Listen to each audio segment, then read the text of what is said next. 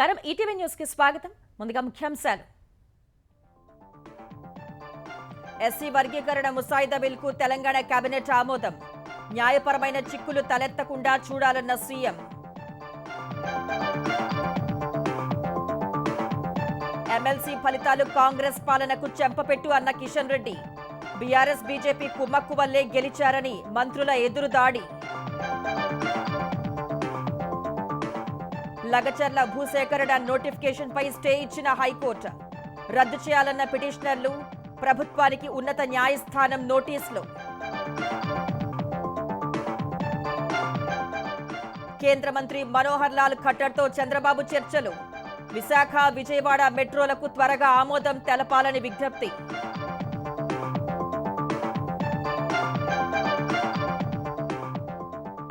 ఏపీకి కేంద్రం నుంచి పూర్తి మద్దతు ఉంటుందన్న నిర్మలా సీతారామన్. విశాఖ ఉక్కు పూర్వ వైభవానికి కృషి చేస్తున్నట్లు వెల్లడి. దగ్గుబాటి పుస్తకావిష్కరణ సభలో చంద్రబాబుకు వెంకయ్య కీలక సూచనలు. ఉన్న సమయాన్ని సద్వినియోగం చేసుకోవాలని సలహా. సివిల్ ఇంజనీర్లు, కన్సల్టెంట్ల తప్పిదాల వల్లే దేశంలో రోడ్డు ప్రమాదాలు. అధ్వానమైన డిపిఆర్లు తయారు చేస్తున్నారన్న గడ్కరీ.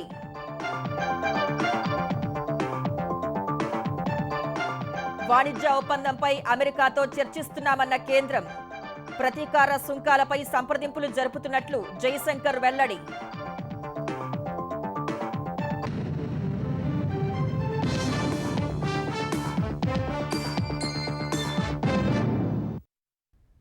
ఎస్సీ వర్గీకరణ ముసాయిదా బిల్కు తెలంగాణ మంత్రివర్గం ఆమోదం తెలిపింది. ఎలాంటి న్యాయపరమైన చిక్కులు లేకుండా ముసాయిదా బిల్కు తుది మెరుగులు దిద్దాలని అధికారుల్ని సీఎం రేవంత్ రెడ్డి ఆదేశించారు.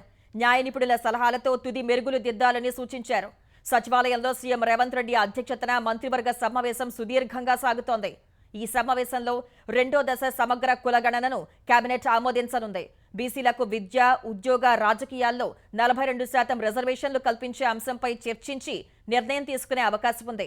వచ్చే బడ్జెట్ సమావేశాల్లో బీసీ రిజర్వేషన్లు, ఎస్సీ వర్గీకరణ బిల్లుల్ని ప్రవేశపెట్టనున్నారు. అసెంబ్లీ సమావేశాల తేదీలపై కూడా నేడు స్పష్టత వచ్చే అవకాశం ఉంది. ఫోర్త్ సిటీ నిర్మాణం కోసం ప్రత్యేక సిటీ డెవలప్మెంట్ అథారిటీ ఏర్పాటుపైన మంత్రివర్గం చర్చించే అవకాశం ఉంది. హెచ్ఎండిఏ పరిధిని RRR వరకు విస్తరించే ప్రణాళికలపై కేబినెట్ సమాలోచనలు చేయనున్నట్లు సమాచారం. నూతన టూరిజం, ఇందిరా మహిళా శక్తి, మైనింగ్ పాలసీలపై నిర్ణయాలు తీసుకునే అవకాశం ఉంది. టీటీడీ తరహాలో యాదగిరిగుట్ట ఆలయ బోర్డు ఏర్పాటుకు దేవాదాయ చట్ట సవరణ బిల్లును మంత్రివర్గం ఆమోదించే అవకాశం ఉంది.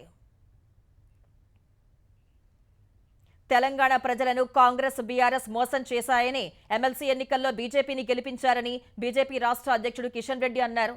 లోక్సభ ఎన్నికల్లో ప్రత్యామ్నాయ పార్టీగా బీజేపీని ఆదరించిన ప్రజలు ఎమ్మెల్సీ ఎన్నికల్లో కాంగ్రెస్ సిట్టింగ్ స్థానాన్ని సైతం కట్టపెట్టారని తెలిపారు. ఎన్నికల్లో గెలిచిన ఎమ్మెల్సీలు, బీజేపీ ఎమ్మెల్యేలతో కలిసి కిషన్ రెడ్డి హైదరాబాద్ బీజేపీ కార్యాలయం వద్ద సంబరాలు చేసుకున్నారు. 2 స్థానాల్లో విజయం సాధించిన అభ్యర్థుల్ని సన్మానించారు. ప్రజా సమస్యలపై అసెంబ్లీ, మండలిలో ప్రభుత్వాన్ని ప్రశ్నిస్తామని తెలిపారు. ఈ రాష్ట్రాన్ని పరిపాలించినటువంటి బీఆర్ఎస్ పార్టీ గాని, కాంగ్రెస్ పార్టీ గాని తెలంగాణ ప్రజల ఆకాంక్షలకు అనుగుణంగా పని చేయలేదు. అవినీతితో, అక్రమాలతో ఈ 2 పార్టీలు కూడా తెలంగాణ ప్రజలకు, తెలంగాణ ఉద్యమకారులకు అన్యాయం చేసిందనే విషయము మరొకసారి తెలంగాణ ప్రజలు ఎన్నికల్లో బీజేపీని ఆదరించి గెలిపించడం జరిగింది. గ్రామాలలో మనకు తెలుసు, ఒపీనియన్ మేకర్స్, ఉపాధ్యాయులు, పట్టభద్రులు, విద్యావంతులు, మేధావులు ఉంటారు. ఈ రోజు ఆ యొక్క కీ ఓటర్స్ ఎవరైతే ఉన్నారో వాళ్ళు ఈ రోజు బీజేపీని ఆదరించడంతో మరొకసారి చాలా స్పష్టంగా తెలంగాణ రాష్ట్ర రాజకీయాలలో చాలా స్పష్టత కూడా ఏర్పడింది. రోజు ఉత్తర తెలంగాణ పట్టభద్రుల ఎమ్మెల్సీ స్థానంలో బీజేపీ గెలిచి కాంగ్రెస్ కు రంజాన్ గిఫ్ట్ ఇచ్చిందన్న కేంద్ర మంత్రి బండి సంజయ్ వ్యాఖ్యలపై తెలంగాణ మంత్రులు మండిపడ్డారు. రాజకీయాల్లో గెలుపోటములు సహజం అనే విషయాన్ని సంజయ్ గమనించాలని సూచించారు. పట్టభద్రులు, టీచర్స్ ఎమ్మెల్సీ ఎన్నికల్లో కాంగ్రెస్ ను ఓడించడానికి బీఆర్ఎస్, బీజేపీ కలిసి పనిచేశాయని మంత్రి శ్రీధర్ బాబు ఆరోపించారు. పరోక్షంగా బీజేపీకి బీఆర్ఎస్ మద్దతు ఇచ్చిందన్నారు. కేంద్ర మంత్రులుగా ఉండి రాష్ట్రానికి అన్యాయం జరుగుతుంటే స్పందించని కిషన్ రెడ్డి, సంజయ్కు కాంగ్రెస్ను విమర్శించే హక్కు లేదని మంత్రి కోమటిరెడ్డి వెంకటరెడ్డి వెల్లడించారు. గత అసెంబ్లీ ఎన్నికల్లోనే కాంగ్రెస్ సత్తా చూపామన్న మంత్రి స్థానిక ఎన్నికల్లో ప్రజల మద్దతు ఎవరికి ఉందో తేల్చుకుందామని సవాల్ చేశారు. బీఆర్ఎస్, బీజేపీ మైత్రి ఎమ్మెల్సీ ఎన్నికల్లో స్పష్టమైందని మంత్రి పొన్నం ప్రభాకర్ అన్నారు. ఎమ్మెల్సీ ఎన్నికల్లో బీఆర్ఎస్ ఎందుకు అభ్యర్థుల్ని నిలబెట్టలేదో ప్రజలకు చెప్పాలని డిమాండ్ చేశారు. ఎన్నికల ఫలితాలను ఇండియా పాకిస్తాన్ మ్యాచ్ లెక్క చూస్తున్నామో, రంజాన్ గిఫ్ట్ అనడం అంటే ఆయన రాజకీయ అవగాహనకు, ఆయన క్వాలిటీ ఆఫ్ పాలిటిక్స్కి అద్దం పడుతూ ఉంది. పాలిటిక్స్లో గెలుపోటములు జరుగుతూ ఉంటాయి. డెఫినెట్లీ ఎన్నిక మీద సమీక్షించుకుంటాం. మేము ఇది కాంగ్రెస్ ఓడిపోయింది అనుకుంటలేము. ఈ రెండు పార్టీలు కలిసి, Bharatiya Janata party, TRS party కలిసి ఎన్నికల్లో కాంగ్రెస్ను ఓడగొట్టడానికి ఐక్యమై కుట్ర చేసినాయని తెలంగాణ ప్రజలు గమనించాలని కోరుతాను. తెలుగు రాష్ట్రాల్లో జరిగిన ఎమ్మెల్సీ ఎన్నికల్లో బీజేపీ, ఎన్డీఏ సభ్యులు విజయం సాధించడం పట్ల ప్రధాని నరేంద్ర మోదీ సంతోషం వ్యక్తం చేశారు. తెలంగాణలో బీజేపీకి అద్భుతమైన మద్దతిచ్చిన ప్రజలకు కృతజ్ఞతలు తెలిపారు. కొత్తగా ఎన్నికైన అభ్యర్థులకు ఎక్స్ వేదికగా అభినందనలు తెలియజేశారు. ప్రజల మధ్య చాలా శ్రద్ధగా పనిచేస్తున్న పార్టీ కార్యకర్తలను చూసి గర్వపడుతున్నానని పేర్కొన్నారు. ఏపీలోనూ ఎమ్మెల్సీ ఎన్నికల్లో విజయం సాధించిన ఎన్డీఏ అభ్యర్థుల్ని ప్రధాని మోదీ అభినందించారు. ఎమ్మెల్సీల విజయంపై ముఖ్యమంత్రి చంద్రబాబు ఇంగ్లీష్లో పెట్టిన పోస్టుకు మోదీ తెలుగులో అభినందనలు తెలిపారు. కేంద్రంలో, ఆంధ్రప్రదేశ్లోని ఎన్డీఏ ప్రభుత్వాలు ప్రజలకు సేవ చేస్తూనే ఉంటాయని మోదీ పేర్కొన్నారు. రాష్ట్ర అభివృద్ధి ప్రయాణాన్ని కొత్త శిఖరాలకు తీసుకువెళ్తాయని ఆకాంక్షించారు. ప్రధాని మోదీకి ఏపీలోని ఎన్డీఏ పక్షాల తరపున సీఎం చంద్రబాబు ధన్యవాదాలు తెలిపారు. మోదీ నేతృత్వంలో ఎన్డీఏ దేశం, రాష్ట్రంలో మరెన్నో విజయాలు సాధిస్తుందని విశ్వాసం వ్యక్తం చేశారు. ఎన్డీఏ పాలనలో అన్ని వర్గాల ప్రజల సర్వతోముఖాభివృద్ధి జరుగుతుందని చంద్రబాబు ఆకాంక్షించారు. ఆంధ్రప్రదేశ్ సామాజిక, ఆర్థిక అభివృద్ధికి కీలకమైన ప్రాజెక్టులకు త్వరితగతిన అనుమతులు ఇవ్వాలని ముఖ్యమంత్రి చంద్రబాబు కేంద్ర పట్టణాభివృద్ధి శాఖ మంత్రి మనోహర్ లాల్ ఖట్టర్కు విజ్ఞప్తి చేశారు. ఢిల్లీలో కేంద్ర మంత్రి మనోహర్ లాల్ ఖట్టర్తో చంద్రబాబు సమావేశమయ్యారు. సుమారు అరగంట పాటు చర్చలు జరిపిన సీఎం విశాఖ, విజయవాడ మెట్రో రైలు ప్రాజెక్టులకు ఆమోదాలను వేగవంతం చేయాలని కోరారు. ఏపీకి సహకరిస్తున్నందుకు ఖట్టర్కు ధన్యవాదాలు తెలిపారు. ఆంధ్రప్రదేశ్కు సంబంధించి కేంద్రంతో ముడిపడిన ప్రతి ప్రాజెక్టుకు ఎలాంటి లోటు లేకుండా చూస్తున్నట్లు కేంద్ర ఆర్థిక శాఖ మంత్రి నిర్మలా సీతారామన్ తెలిపారు. కేంద్ర బడ్జెట్పై విశాఖలో జరిగిన చర్చలో పాల్గొన్న ఆమె పోలవరం ప్రాజెక్టుకు కేంద్రం అధిక ప్రాధాన్యం ఇస్తోందని తెలిపారు. విభజన హామీ మేరకు పోలవరం ప్రాజెక్టు పూర్తి చేస్తామని స్పష్టం చేశారు. రాజధాని అమరావతికి కూడా సహకారం అందిస్తున్నామని చెప్పారు. విశాఖ ఉక్కు పూర్వ వైభవానికి కృషి చేస్తున్నామని, స్టీల్ ప్లాంట్కు 11,000 కోట్ల సహకారం అందిస్తున్నామని నిర్మలా సీతారామన్ వివరించారు. బడ్జెట్ ద్వారానే ఆర్ఐఎన్ఎల్కి క్యాల్కులేషన్ ద్వారా వచ్చిన అమౌంట్ కంటే కూడా ఎక్కువ ఇచ్చి కన్సిస్టెంట్గా వాళ్ళు ముందుకు వెళ్ళాలి. ఉన్న 3 ఫర్నేస్లో ఒక్క ఫర్నేసే ముందు చేసింది. ఎప్పుడో ఒక సమయం 2వ ఫర్నేస్ పని చేసింది, కానీ 3వ ఫర్నేస్ ఎప్పుడు కూడా పని చేయలేదు. లెవెల్కి వచ్చినటువంటి ఆర్ఐఎన్ఎల్ని రెస్టోర్ చేయడానికి, దానికి ఫుల్ సపోర్ట్ ఇవ్వడానికి కేంద్ర ప్రభుత్వం ద్వారానే బాగా అనౌన్స్మెంట్ చేసాం. ఏ బ్యాంక్స్ వాళ్ళతోటి డీల్ చేస్తున్నారో వాళ్ళందరం కూడా ఇప్పుడు ఆర్ఐఎన్ఎల్కి ఫేవరబుల్గా సెంట్రల్ గవర్నమెంట్ సపోర్ట్ ఇచ్చింది కాబట్టి వాళ్ళకి కావాల్సిన సపోర్ట్ వాళ్ళు బ్యాంకు ద్వారా కూడా ఇప్పిస్తున్నారు. రాజకీయాలకు అతీతంగా అందరూ సహకరిస్తేనే ఆంధ్రప్రదేశ్ అభివృద్ధి సాధ్యమని మాజీ ఉపరాష్ట్రపతి వెంకయ్యనాయుడు అన్నారు. సీఎం చంద్రబాబుకు ఆలోచనలు ఎక్కువన్న ఆయన అందుబాటులో ఉన్న సమయాన్ని గుర్తుపెట్టుకుని అవసరమైన వాటిపై దృష్టి సారిస్తే అభివృద్ధి తథ్యమని దగ్గుబాటి వెంకటేశ్వరరావు పుస్తకావిష్కరణ సభలో సూచించారు. ఎన్ని కష్టాలున్నా ఆత్మస్థైర్యం కోల్పోలేదన్న చంద్రబాబు కేంద్రం సహకారంతో ఆర్థిక వ్యవస్థను బాగు చేసినట్లు వెల్లడించారు. 2047 నాటికి దేశంలో నెంబర్ 1 స్థానంలో తెలుగు జాతి ఉండాలి అనేది తన ఆకాంక్ష అని గుర్తు చేశారు.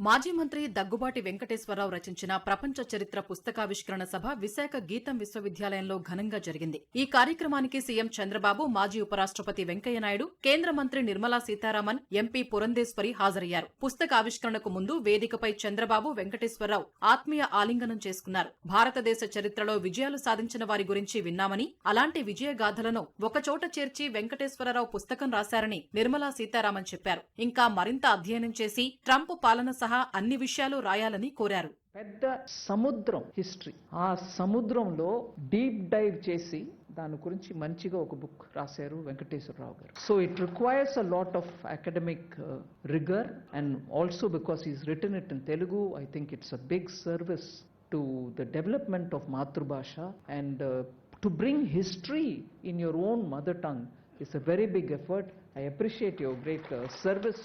తెలుగులో రాసిన ప్రపంచ చరిత్ర పుస్తకాన్ని ఆవిష్కరించడం సంతోషంగా ఉందని వెంకయ్యనాయుడు అన్నారు. రాజకీయాలకు అతీతంగా ఏపీ అభివృద్ధికి అందరూ సహకరించాలని పిలుపునిచ్చారు. చంద్రబాబు నాయుడు పరిపాలనా అధ్యక్షుడు, అభివృద్ధి కాముకుడు కూడా, కానీ ఆలోచన చాలా ఎక్కువగా ఉంటాయి. అదే సమస్య. మన ఉన్న సమయం గుర్తుపెట్టుకుని, మనకిచ్చిన అవకాశాన్ని గుర్తుపెట్టుకుని, అవకాశంలో చేయగలిగిన వాటిపైన ఎక్కువగా దృష్టి పెడితే మరింతగా రాష్ట్రం అభివృద్ధి చెందుతుందని నేను భావిస్తున్నాను. దాంట్లో అందరం కూడా ప్రభుత్వంతో సహకరించాలి, పార్టీలతో నిమిత్తం లేకుండా. ఎందుకంటే ఆర్థిక వ్యవస్థ చాలా దెబ్బతినిపోయింది. కేంద్ర సహాయం తీసుకొని రాష్ట్రానికి తక్షణ అవసరాలు అవుతున్నాయో వాటిని ప్రయారిటైజ్ చేసుకుని రాష్ట్రాన్ని మంచి పదంలో తీసుకెళ్లాలని చెప్పని కోరుకుంటున్నాను. దగ్గుబాటి వెంకటేశ్వరరావు ప్రపంచ తత్వం, నాయకత్వంపై అధ్యయనం చేసి పుస్తకాలు రాశారని సీఎం చంద్రబాబు అన్నారు. ఏపీలో నేడు అనేక కష్టాలున్నప్పటికీ ఆత్మస్థైర్యం కోల్పోలేదన్న చంద్రబాబు వెంటిలేటర్పై ఉన్న ఆర్థిక వ్యవస్థను కేంద్రం సహకారంతో బాగు చేస్తున్నట్లు వివరించారు. మీరు ఓవర్ కాన్ఫిడెంట్ గా ఉన్నారని చెప్పి కరెక్టే, కానీ ఆశ ఉంది. 2047కి భారతదేశాన్ని ఒక అగ్రదేశంగా 1, 2 ఆర్థిక వ్యవస్థలుగా తయారు చేయాలనుకున్నప్పుడు అందులో నెంబర్ 1 స్థానంలో నా తెలుగు జాతి ఉండాలనేది నా ఆకాంక్ష. నిన్న ఢిల్లీ వెనుక అడిగాను. నిన్న నాకు ఇబ్బందులు ఉన్నాయని చెప్తే డైరెక్ట్గా నా ముందరనే ఫోన్ చేసి ఇమీడియట్గా ఫండ్స్ రిలీజ్ చేయమని, తర్వాత ఈ రోజుకి నాకు ఆ డబ్బులు కూడా వచ్చాయి. ఆంధ్రప్రదేశ్ వెంటిలేటర్ మీద ఉంది. మీ డాక్టర్గా మీరు ఇచ్చిన మెడిసిన్ వల్ల వెంటిలేటర్ నుంచి బయటకు వచ్చాం. ఇంకా కొన్ని రోజులు మీ ట్రీట్మెంట్ అవసరం మేడం అని చెప్పి మార్నింగ్ కూడా రిక్వెస్ట్ చేశా. ప్రపంచ చరిత్ర రాసేందుకు అనేక విషయాలు తెలుసుకోవాల్సి వచ్చిందని వెంకటేశ్వరరావు తెలిపారు. ప్రపంచ నేతలు, తత్వవేత్తల గురించి పూర్తిగా అధ్యయనం చేసినట్లు తెలిపారు. ప్రపంచ చరిత్ర పుస్తకాన్ని ప్రతి ఒక్కరికీ చేరువ చేయాలని ఆయన సతీమణి ఎంపీ పురంధేశ్వరి కోరారు. వికారాబాద్ జిల్లా దుద్యాల మండలం లగచర్ల హకీంపేటలో భూసేకరణకు సంబంధించి తెలంగాణ ప్రభుత్వం జారీ చేసిన నోటిఫికేషన్పై హైకోర్టు స్టే విధించింది. భూసేకరణను సవాల్ చేస్తూ లగచర్ల హకీంపేట గ్రామస్తులు వేర్వేరుగా దాఖలు చేసిన పిటిషన్లపై ఈ మేరకు ఉత్తర్వులు ఇచ్చింది. దుద్యాల మండలంలోని పలు గ్రామాల్లో ఫార్మా కోసం గతంలో ప్రభుత్వం భూసేకరణ నోటిఫికేషన్ జారీ చేసింది. తర్వాత ఫార్మా కోసం కాకుండా ఇండస్ట్రియల్ పార్క్ కోసం మరోసారి భూసేకరణ నోటిఫికేషన్ జారీ చేసింది. ఈ నోటిఫికేషన్ను సవాల్ చేస్తూ హకీంపేట గ్రామానికి చెందిన పలువురు హైకోర్టులో పిటిషన్లు దాఖలు చేశారు. హకీంపేటలో 351 ఎకరాలు, లగచర్లలో 110 ఎకరాల భూసేకరణ కోసం జారీ చేసిన నోటిఫికేషన్ నిబంధనలకు విరుద్ధంగా ఉందని పిటిషనర్ల తరపు న్యాయవాది హైకోర్టుకు తెలిపారు. 2013 భూసేకరణ చట్టాన్ని పరిగణనలోకి తీసుకోకుండా భూసేకరణ చేపడుతున్నారని, నోటిఫికేషన్లను రద్దు చేయాలని కోరారు. ప్రస్తుతానికి భూసేకరణపై స్టే విధించాలని విజ్ఞప్తి చేశారు. ఈ మేరకు భూసేకరణపై స్టే విధించిన హైకోర్టు ప్రతివాదులైన రెవెన్యూ శాఖ ముఖ్య కార్యదర్శి, వికారాబాద్ కలెక్టర్, ఆర్డీఓ, తహసీల్దార్, టీజీఐఐసీ ఎండీకి నోటీసులు జారీ చేసింది. తదుపరి విచారణను ఏప్రిల్ 7కు వాయిదా వేసింది.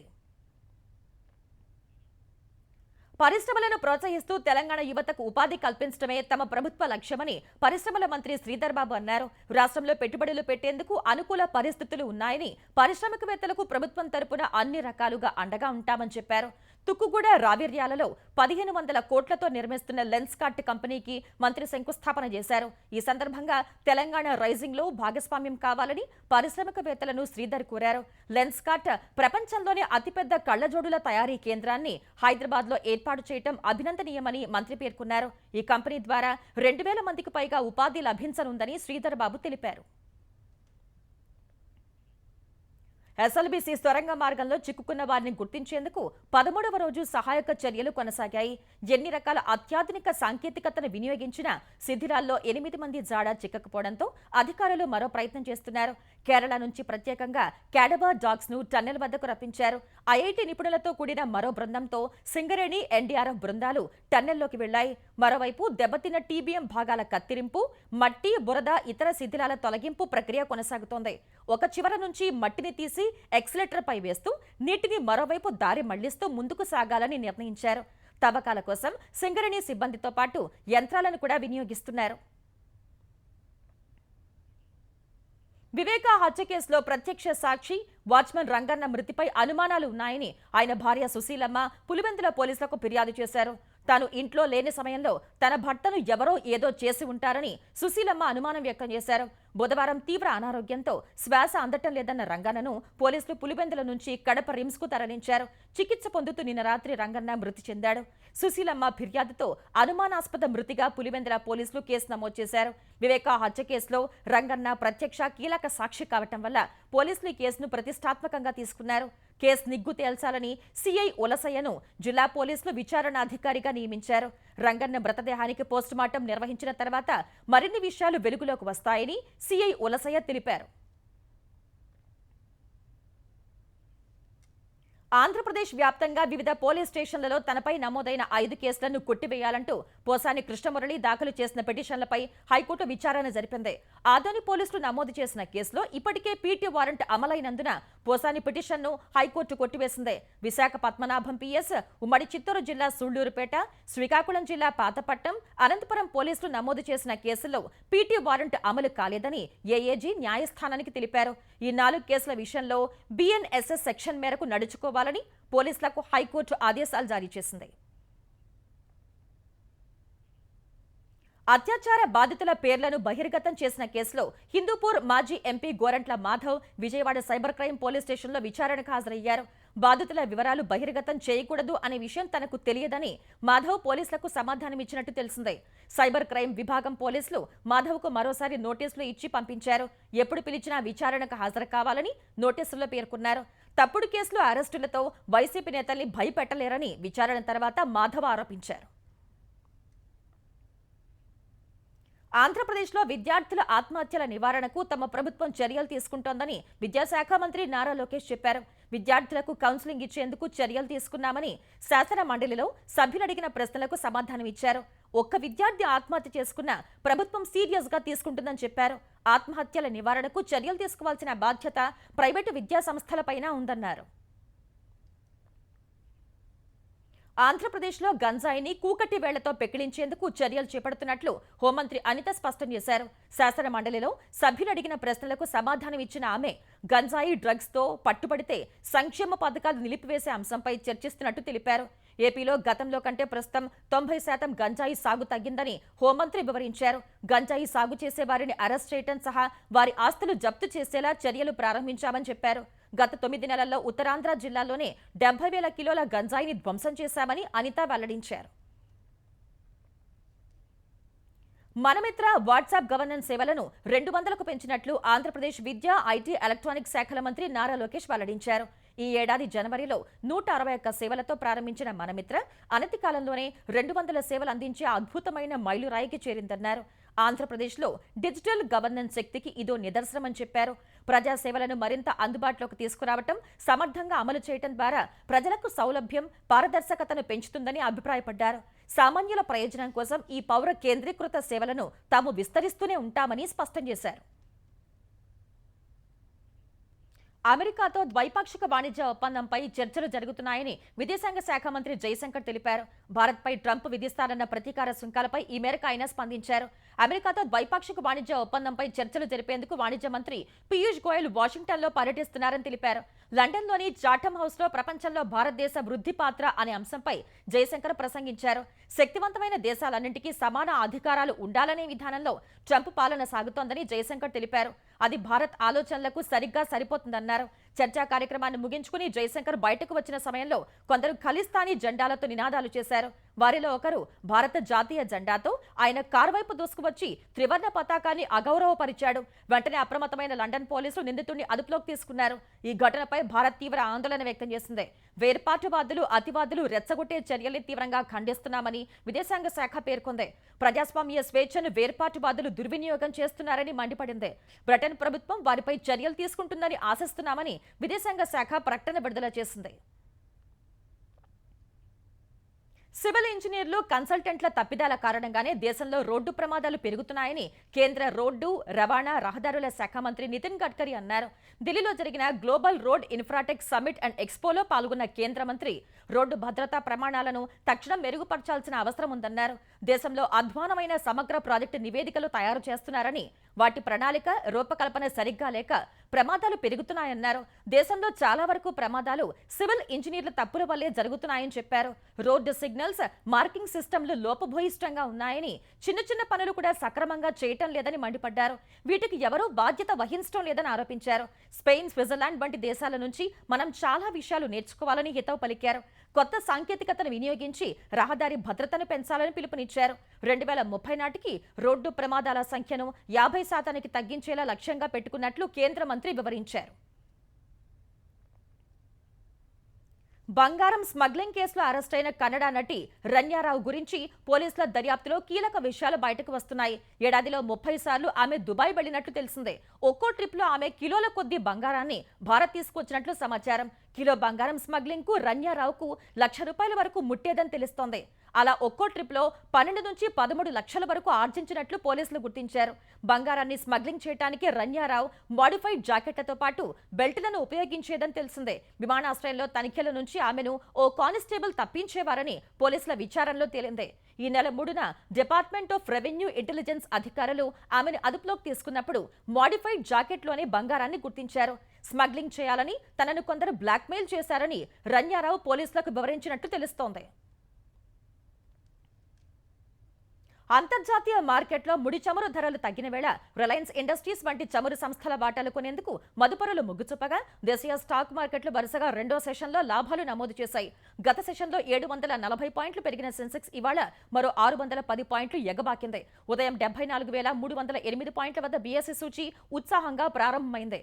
అయితే మదుపరులు పెద్ద ఎత్తున అమ్మకాలకు దిగటంతో 73,416 పాయింట్ల కనిష్ట స్థాయికి పడిపోయింది. ఈ దశలో ముడి చమురు ధరలు భారీగా పడిపోగా మదుపరులు రిలయన్స్ ఇండస్ట్రీస్, ఎన్టీపీసీ వంటి చమురు సంస్థల వాటాలు కొనేందుకు పోటీ పడ్డారు. ఫలితంగా సెన్సెక్స్ 74,391 పాయింట్ల గరిష్ట స్థాయికి దూసుకువెళ్లింది.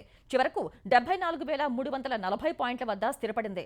జాతీయ స్టాక్ ఎక్స్చేంజ్ సూచీ నిఫ్టీ 207 పాయింట్లు పెరిగి 22,545 పాయింట్ల వద్ద ముగిసింది.